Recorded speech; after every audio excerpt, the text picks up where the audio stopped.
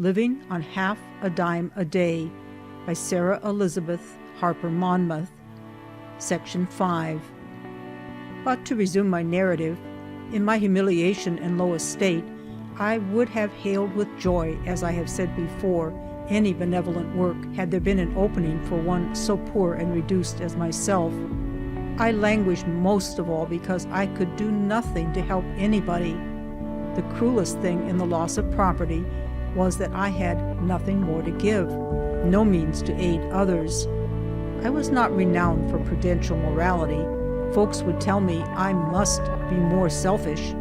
Was it not awful? Surely it was. I hope I never heeded them, but doubtless I did.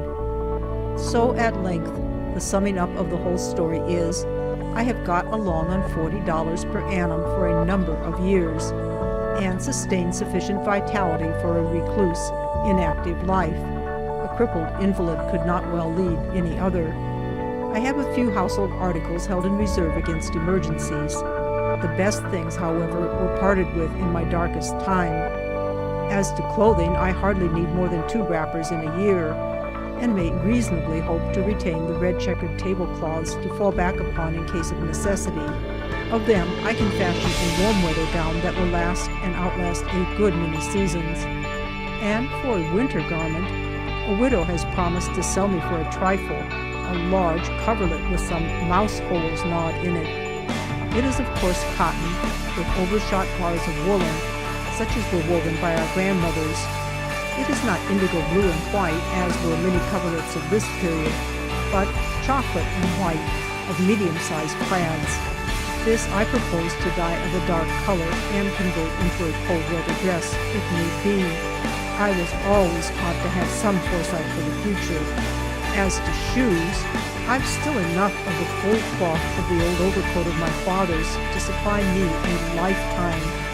Bonnets don't signify, as I have practically demonstrated by successfully repudiating them for a space of 4 years. So I am provided with clothing for an indefinite period to come. I do not see as I need to spend 50 cents in 5, perhaps 10 years should I live so long, to help procure any necessary article of dress. So I may lay by enough to patch the leaky roof, and putty the most clattering glass into the most clattering windows. I ought to be able to hold my own on reading, and have an extra $1 or 2 for charity. I do not say my tastes and aspirations are gratified in this stern, severe life. No, they are all, or nearly all, sacrificed. My eye hungers, if by chance I get a glimpse of some rare picture or other thing of beauty.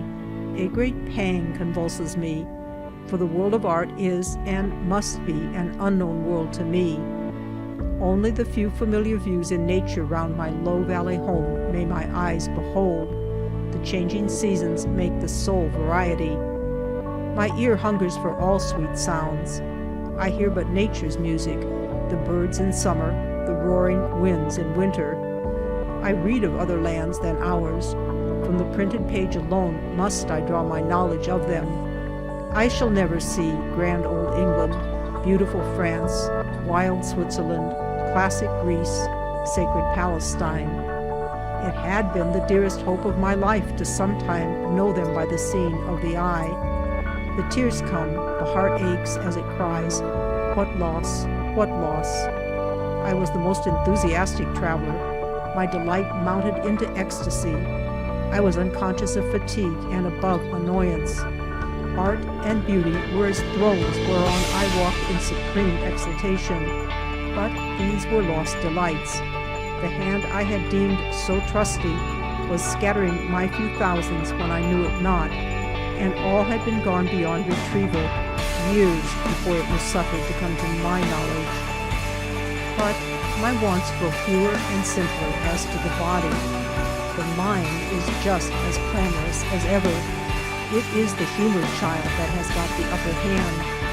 I keep the magazines and get now and then a new book. All my reading is valuable, and will thus bear going over again and again. My relish is keen and vigorous. I have reason to thank God every day that He gave me a taste for reading, as this one taste I am able to gratify in a measure. Sometimes I think it has been my salvation from total wreck and imbecility of mind.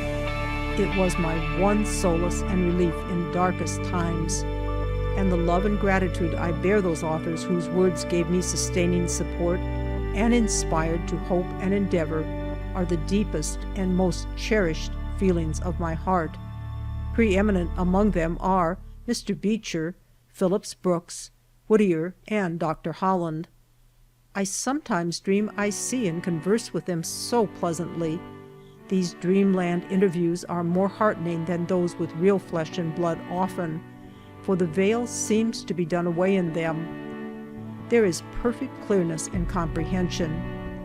But let me not incur the charge of mysticism, for I am in truth the most real and practical creature, only given to moods now and then. Who is not?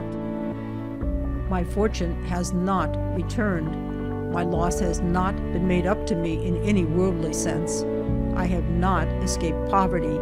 I have only disarmed it in a measure, and that by letting go of lower things and reaching up to higher. I never loved shams or was good at feigning what I did not feel. Genteel worldlings complained of my bluntness. It is not possible for me to make an appearance in society, but if I thus lose much, I feel I also escape much. There are many evil things in society. Mine is a sincere and real life, sitting loose to time and looking serenely towards eternity. Dark things, mysterious things, as touching the conduct of others towards me in days of sorest need and trouble, have perplexed and pained my mind, have been beyond the bitterness of death to my soul. When the secrets of all hearts are revealed, these things shall be made plain. Wealth brings many responsibilities. I do not suppose I should have known how to administer it wisely and well, but mine was only a competence, and the chief comfort of my life was gone when I no longer had it to deal out from as I could in benevolent ways. I only wish I had given more while I could. But words like these are idle. What is gone cannot be retrieved. I have tried and succeeded in maintaining a tolerable independence on $40 for a term of years, and am encouraged to hope I may be able thus to do to the end. If this recital is deemed indelicate, I am most unhappy if I leave the impression that I obtrude on the public a tale of loss and need after the fashion of a beggar. This is not a polite or an impolite solicitation of alms. It is a declaration of independence, rather.